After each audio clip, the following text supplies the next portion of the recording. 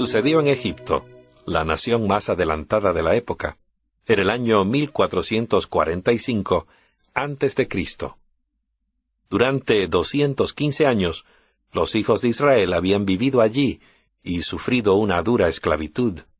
Durante el último siglo, los faraones amigables que habían conocido y admirado a José habían muerto hacía ya mucho tiempo. Los nuevos gobernantes egipcios vieron a la siempre creciente comunidad israelita como una amenaza a la seguridad nacional, temiendo que en caso de guerra se aliaran con los enemigos de Egipto. Así que pusieron yugo sobre el pueblo de Israel, forzándolos a ser esclavos bajo su agobiante tiranía. Dice la Biblia, pero cuanto más los oprimían, tanto más se multiplicaban y se propagaban. Éxodo 1, verso 12. Los hijos de Israel gemían a causa de la esclavitud y clamaron a Dios, y el clamor de ellos a causa de su esclavitud subió a Dios. Dios oyó el gemido de ellos y se acordó de su pacto con Abraham, con Isaac y con Jacob. Éxodo 2, versos 23 y 24. Habían pasado más de 400 años desde que Dios había hecho un pacto con Abraham con respecto a su posteridad y su liberación. Y ahora había llegado finalmente ese día. Dios estaba listo y su libertador estaba también preparado. Y se encontraron Dios y Moisés, no en un palacio ni bajo la sombra de una gran pirámide, sino en el desierto de Madián, junto a una zarza ardiente. Y le dijo Jehová, ciertamente he visto la aflicción de mi pueblo que está en Egipto, y he oído su clamor a causa de sus opresores, pues he conocido sus sufrimientos. Yo he descendido para librarlos. Y dirigiéndose a Moisés, añadió, pero ahora ve, pues yo te envío al faraón para que saques de Egipto a mi pueblo, a los hijos de Israel. Habían transcurrido 40 años desde que Moisés había abandonado el palacio real de Egipto. 40 años que no hablaba el idioma egipcio. De hecho, durante esos 40 años, simplemente había cuidado ovejas en el desierto solitario. No tenía más esa seguridad personal de que había gozado como un orgulloso príncipe de la corte egipcia. La Biblia dice, Moisés fue instruido en toda la sabiduría de los egipcios y era poderoso en sus palabras y hechos. Hechos 7:22. Pero en el desierto Moisés aprendió más que la humildad. Al cuidar de las ovejas, aprendió una lección de paciencia y delicadeza. Dios sabía que ahora Moisés estaba listo para librar a Israel y cuidar paternalmente de su pueblo. Moisés obedeció humildemente las instrucciones de Dios y aceptó lo que en ese momento parecía una tarea imposible. Para ayudar a Moisés a cumplir su increíble misión, Dios le dio instrucciones a Aarón, el hermano mayor de Moisés, que él mismo era un esclavo en Egipto, que saliera al encuentro de Moisés. No solamente le daría apoyo moral, sino que sería el vocero de Moisés, siendo que éste no había practicado el idioma egipcio por muchos años. Los dos hermanos entraron al palacio de Faraón, anunciando que eran embajadores enviados por Dios. Hablaron en su nombre y dieron testimonio de su gran poder. La mirada altanera del orgulloso gobernante seguramente captó por un momento la inusual escena. Delante de él estaban dos hermanos, un humilde pastor madianita, aferrado todavía a su cayado, y el otro un esclavo hebreo que vivía en Egipto. Ambos estaban proclamando el gran poder del Dios a quien servían. Cuando Aarón anunció que traían un mensaje del Señor, pidiendo que el faraón dejara libre a su pueblo, éste exclamó, sarcástico y disgustado, ¿quién es Jehová, para que yo escuche su voz y deje ir a Israel? Yo no conozco a Jehová, ni tampoco dejaré ir a Israel.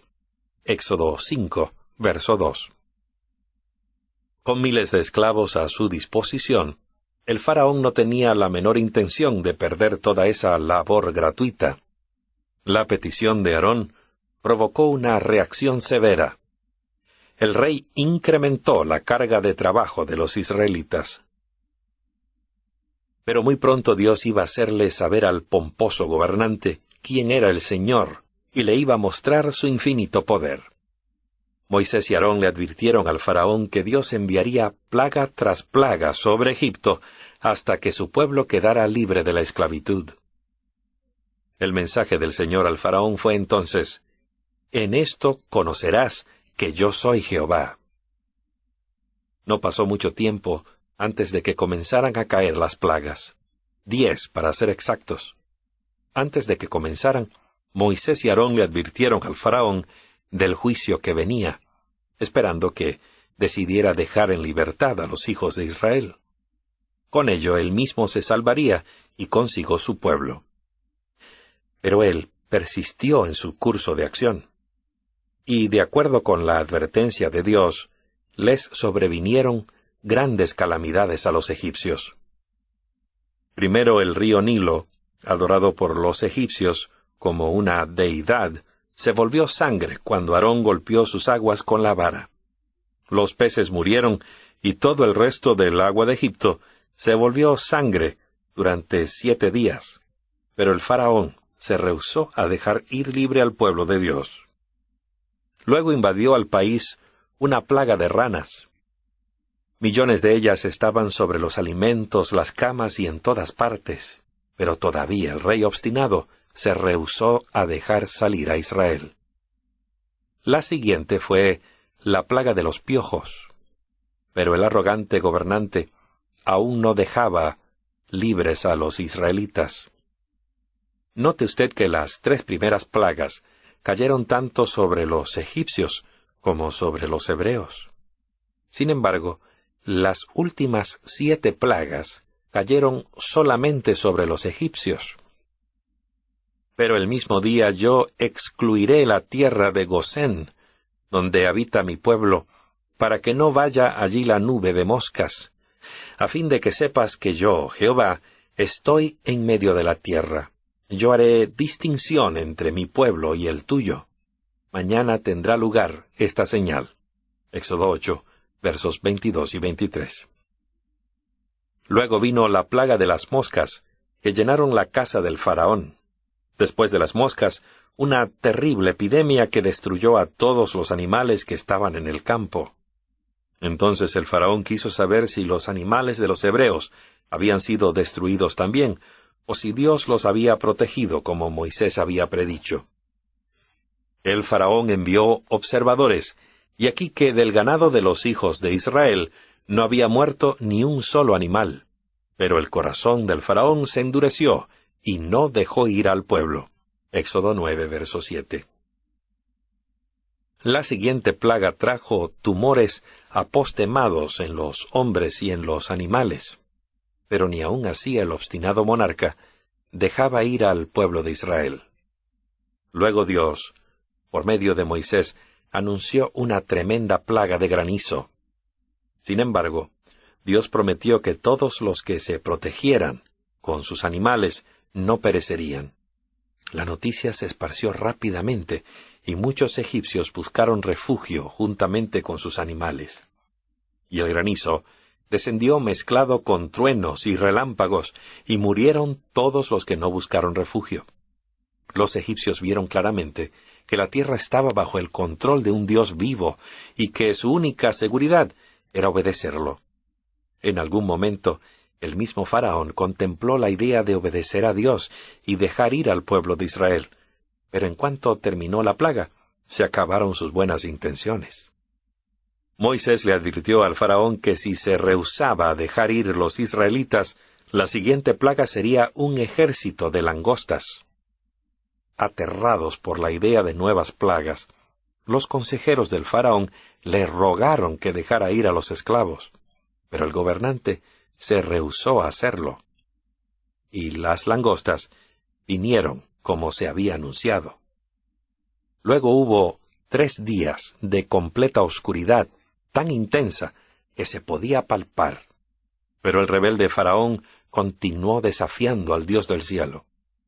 Moisés declaró que iba a caer una plaga más sobre los egipcios. Era la última, y no debía considerarse livianamente.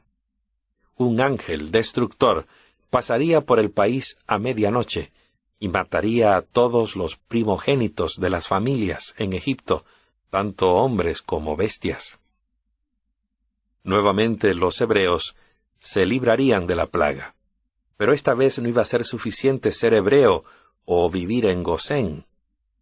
A fin de evitar que se cumpliera la sentencia de muerte, se pidió a cada familia que sacrificase un cordero y rociara un poco de su sangre en los postes de la puerta como símbolo de su fe y lealtad a Dios. Dios les prometió: «Yo veré la sangre, y en cuanto a vosotros, pasaré de largo, y cuando castigue la tierra de Egipto, no habrá en vosotros ninguna plaga para destruiros». Éxodo 12, verso 13. Qué interesante escena se pudo contemplar esa noche. Miles de familias hebreas y muchas de las egipcias observaban mientras el padre de la familia sostenía con una mano un recipiente con sangre y en la otra un manojo de hinojo con la cual rociaba los postes de la puerta. Uno puede imaginarse que los espectadores más preocupados esa noche eran los primogénitos de cada familia. Aconteció que a la medianoche Jehová mató a todo primogénito en la tierra de Egipto, desde el primogénito del faraón que se sentaba en el trono, hasta el primogénito del preso que estaba en la mazmorra, y todo primerizo del ganado. Éxodo 12:29.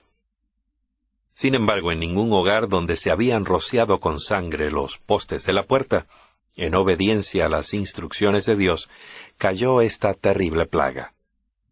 Por todo el vasto reino egipcio se escuchaban los lamentos de los deudos, y con las rodillas temblando y los nervios destrozados, Faraón recordó cómo había ridiculizado al Dios de los hebreos, y exclamado con sarcasmo y rudeza: «¿Quién es Jehová para que yo escuche su voz y deje ir a Israel?» Ahora sabía quién era el Dios de Israel. Humildemente él y sus consejeros hicieron venir a los dos hermanos hebreos y los instaron a que con todos los hijos de Israel abandonaran cuanto antes la tierra de Egipto, porque tenían miedo de perder la vida ellos mismos. A la medianoche fue dejado en libertad el pueblo escogido de Dios, y de la manera como él se lo había mandado, estaban preparados y listos para la ocasión. Con el manto y los zapatos puestos, estaban listos para emprender el gran éxodo. Ahora por fin estaban en camino a la tierra prometida. Bueno, dirá usted, esa es una historia muy interesante, pero ¿qué importancia tiene para los que vivimos en este siglo? Sin temor a equivocarnos, nos atrevemos a decir que es de vital importancia. En el Nuevo Testamento encontramos algunas notables profecías que dan detalles de los acontecimientos finales que tendrán lugar en esta tierra. Estas profecías hacen muy claro que una vez más la tierra se verá azotada por plagas, solo que en una escala mucho mayor. Con absoluta seguridad, de acuerdo con la profecía bíblica, la historia se repetirá. No 10 plagas, sino 7, las cuales culminarán con la liberación del pueblo de Dios, no de la esclavitud de Egipto, sino de un planeta en rebelión. Pero así como los hijos de Israel que pasaron por un tiempo de aflicción antes de su liberación gloriosa de la esclavitud de Egipto, y fueron testigos oculares de las plagas que cayeron sobre los egipcios, el pueblo de Dios verá caer las últimas 7 plagas sobre los que no hayan arreglado sus cuentas con Dios antes de la venida de Cristo. El profeta Daniel describe este período de prueba. En aquel tiempo se levantará Miguel, el gran príncipe que está del lado de los hijos de tu pueblo. Será tiempo de angustia como nunca fue desde que existen las naciones hasta entonces. Pero en aquel tiempo tu pueblo será librado, todos aquellos que se encuentren inscritos en el libro. Daniel 12, verso 1. El Evangelio eterno será predicado en todo el mundo. el llamado del segundo ángel a salir de Babilonia o de los falsos sistemas de adoración habrá sido dado. Entonces el ángel, a gran voz, proclamará a todo ser humano: si alguno adora a la bestia y a su imagen, y recibe su marca en la frente o en la mano, él también beberá del vino del furor de Dios. Esta es la advertencia más sorprendente en toda la Biblia, que Dios dirige a los mortales. Pero nadie recibirá la marca de la bestia o beberá del vino de la ira de Dios, hasta que este asunto sea visto claramente por los habitantes de la tierra y hayan tenido la oportunidad de elegir entre los mandamientos de Dios o los mandamientos de los hombres. Pero cuando todo se haya cumplido, entonces se cerrará la puerta de la gracia para la humanidad. Entonces Cristo hará el solemne anuncio: el que es injusto, haga injusticia todavía; el que es impuro, sea impuro todavía; y el que es santo, santifíquese todavía. En aquel día habrá terminado la labor de Cristo como nuestro sumo sacerdote en el cielo. Cada caso habrá decidido para vida eterna o muerte eterna. La puerta de la misericordia de Dios se habrá cerrado. Entonces los habitantes de esta tierra experimentarán el tiempo de angustia anunciado por el profeta Daniel. Amigo que me escuchas, Dios no va a llevar consigo a sus hijos hasta que terminen las plagas. Ellos permanecerán aquí en la tierra hasta el fin. Serán protegidos durante las plagas de la misma manera como ocurrió con el pueblo de Israel. Pero no estarán libres de dificultades y sufrimiento. Será un tiempo de aflicción para todos. Y amigos, la más vívida descripción de este período de la historia de la tierra se queda corta ante la magnitud de la realidad cuando los pecadores beban de la copa de la ira de Dios sin mezcla de misericordia. Al apóstol Juan se le dio una vislumbre de este terrible tiempo de prueba que tendrá lugar justamente antes de la venida de Jesús y de la liberación de su pueblo. Vi otra señal en el cielo grande y admirable: 7 ángeles que tenían las 7 últimas plagas, con las cuales la ira de Dios es consumada. Dijo además el apóstol: entonces oí una gran voz que desde el templo decía a los 7 ángeles: id y derramad las 7 copas de la ira de Dios sobre la tierra. Pero usted preguntará: ¿qué son esas plagas que derramarán los 7 ángeles sobre los pecadores? Es una buena pregunta. Al leer sobre las plagas, podrá usted encontrar una sorprendente similitud con las que cayeron sobre Egipto. Leamos lo que dijo el apóstol San Juan acerca del primer ángel. Fue el primer ángel y derramó su copa sobre la tierra. Y se produjo una llaga dolorosa y maligna sobre los hombres que tenían la marca de la bestia y los que adoraban su imagen. Tal vez serán llagas similares a las postemas sufridas por los egipcios durante su 7ª plaga, o tal vez se trate de algo similar a la sarna sufrida por Job. ¿Puede imaginarse el impacto que tendría una plaga como esa? Las escuelas estarían cerradas. Cerrarían las fábricas y los comercios no podrían abrir sus puertas. Los hospitales con sus salas de emergencia estarían inundados de pacientes en busca de alivio. Pero la mayoría de los médicos y enfermeras estarían sufriendo de la misma aflicción. Y luego, mientras la gente sufre por sus llagas, ocurre otra calamidad. El segundo ángel derramó su copa sobre el mar, y se convirtió en sangre como de muerto, y murió todo ser viviente que estaba en el mar. Apocalipsis 16:3. ¡Qué espectáculo! Y qué hedor cuando los cadáveres de las criaturas marinas sean empujadas por las olas hacia las playas. La gente huirá precipitadamente de allí, pero la tercera plaga estará asociada estrechamente con la segunda. Dice la palabra: el tercer ángel derramó su copa sobre los ríos y sobre las fuentes de las aguas, y se convirtieron en sangre. Imagine usted, la persona abre la llave del agua, y en vez de agua, sale sangre. ¡Qué horror! ¿Podría haber algo más terrible? Pero frente a lo horrible y espantoso de estas últimas plagas, la justicia de Dios queda completamente vindicada, porque dice el ángel: «Justo eres tú, porque has juzgado estas cosas, porque ellos derramaron la sangre de los santos y de los profetas. Tú también les has dado a beber sangre». Durante ese tiempo, cuando los pecadores estén pereciendo de sed y no tengan nada para beber, sino sangre, se les hace la promesa a los que caminan en justicia: su pan les será provisto y su agua no faltará. Isaías 33:16. Sigue anunciando la Biblia que el siguiente ángel vació su cáliz. El cuarto ángel derramó su copa sobre el sol, y le fue dado quemar a los hombres con fuego. Los hombres fueron quemados con el intenso calor, y blasfemaron el nombre del Dios que tiene autoridad sobre esas plagas. Pero no se arrepintieron para darle gloria. Entonces el quinto ángel vació su cáliz sobre la silla de la bestia. El quinto ángel continúa la predicción apocalíptica. Derramó su copa sobre el trono de la bestia, y su reino fue convertido en tinieblas. Se mordían las lenguas de dolor, y blasfemaron al Dios del cielo por sus dolores y sus llagas, pero no se arrepintieron de sus obras. Apocalipsis 16, versos 10 y 11.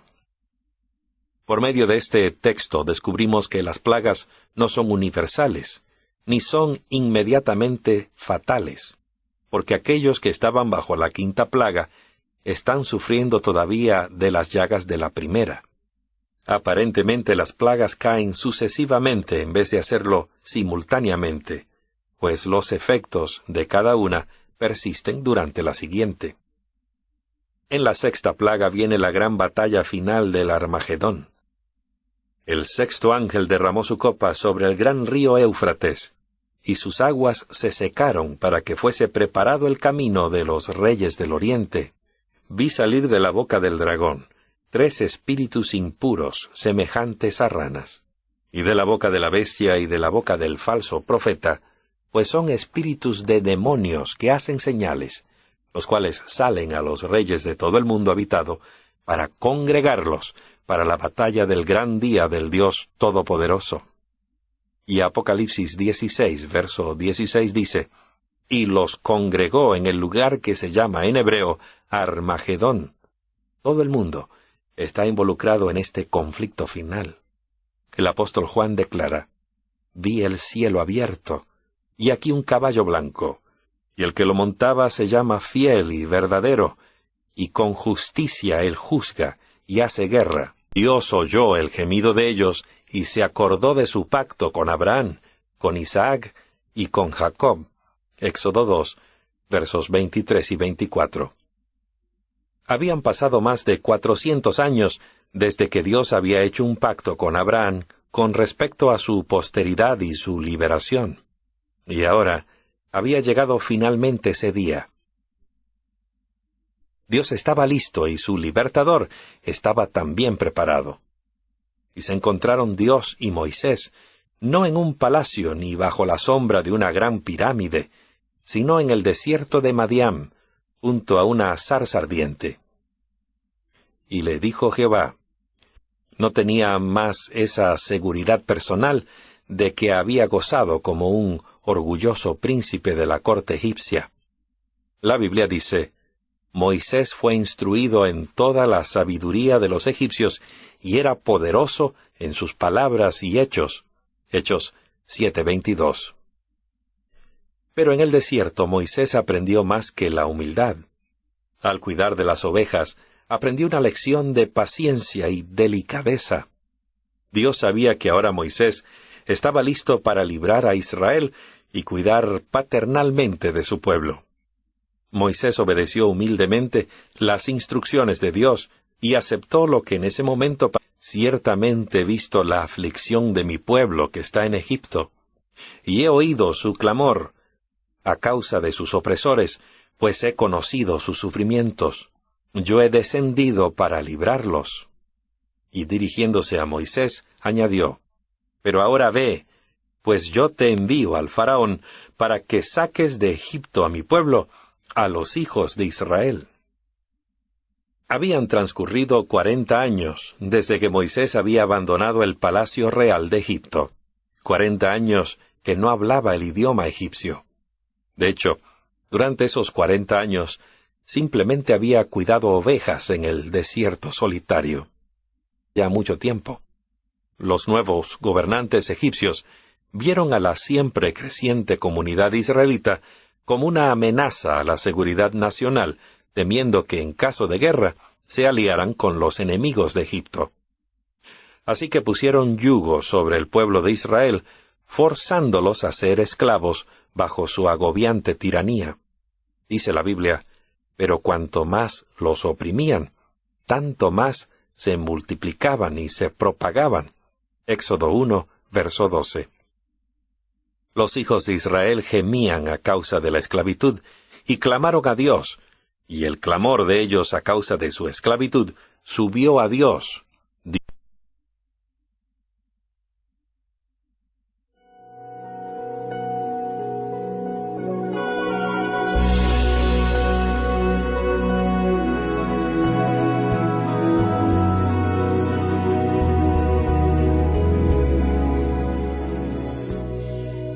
Sucedió en Egipto, la nación más adelantada de la época, en el año 1445 a.C. Durante 215 años, los hijos de Israel habían vivido allí y sufrido una dura esclavitud. Durante el último siglo, los faraones amigables que habían conocido y admirado a José habían muerto hacia allí.